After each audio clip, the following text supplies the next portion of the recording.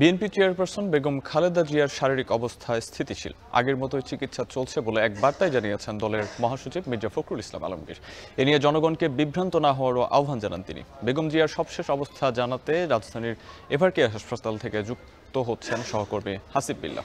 হাসিব, বেগম জিয়ার স্বাস্থ্যের সবশেষ অবস্থা জানিয়ে তার ব্যক্তিগত চিকিৎসক ডাক্তার এজেডএম জাহিদ হোসেন আজ কোনো ব্রিফিং করবেন কিনা জানাবেন বিস্তারিত।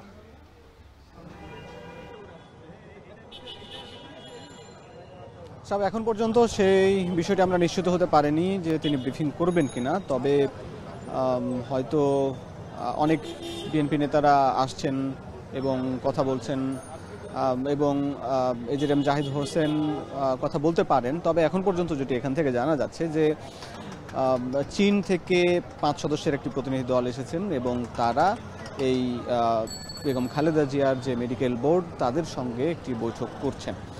এছাড়া আমরা যতটুকু জানতে পেরেছি যে খালেদা জিয়ার অবস্থা আগের মতোই অপরিবর্তিত, অর্থাৎ গত যে 23 তারিখ যে তিনি হাসপাতালে ভর্তি হয়েছেন শারীরিক বেশ কিছু জটিলতায়, তারপরে যে শারীরিক অবস্থার বেশ কিছু অবনতি হয়েছিল, কিন্তু গতকাল পর্যন্ত যেটি খবর পাওয়া গেছে যে সেখানে তার কিছুটা অবস্থার উন্নতি হয়েছিল এবং তিনি চিকিৎসকদের সঙ্গে ইশারায় সাড়া দিয়েছিলেন।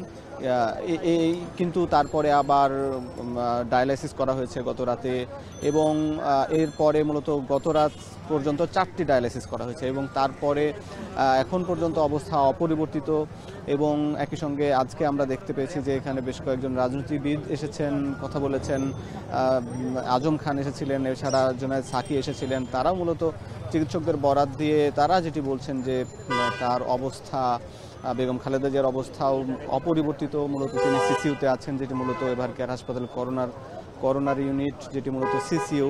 কিন্তু সেখানেও যে চিকিৎসাগুলো দেয়া হচ্ছে সেটাও একেবারে যে আইসিইউর কিছু সরঞ্জাম সেখানে নেওয়া হয়েছে এবং সেখানেও সিসিইউতে যদি আছেন, যদিও কিন্তু তার অবস্থা আগের মতো অপরিবর্তিত এখন পর্যন্ত, এমনটি জানা যাচ্ছে। এছাড়া এখানে এর বাইরে যদি বলি, এই হাসপাতালের বাইরে বিএনপির নেতাকর্মীরা উপস্থিত হয়েছেন, বিভিন্ন এলাকা থেকে এসেছেন, সারা দেশ থেকে। তারাও মূলত বেগম খালেদা জিয়ার অবস্থার উন্নতির জন্য দোয়া প্রার্থনা করছেন এবং কামনা করছেন তিনি যেন দ্রুত সুস্থ হয়ে তিনি আবার স্বাভাবিক জীবনযাপন করেন।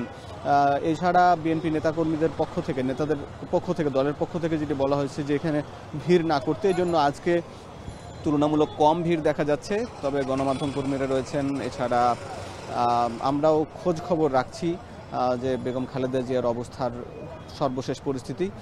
এতটুকু এখন পর্যন্ত, এতটুকু সাহাব। পরবর্তীতে আবার আপনার সঙ্গে যুক্ত হব। রাজধানীর এভারকেয়ার হাসপাতাল থেকে আমাদের সঙ্গে সরাসরি যুক্ত ছিলেন হাসিব বিল্লাহ।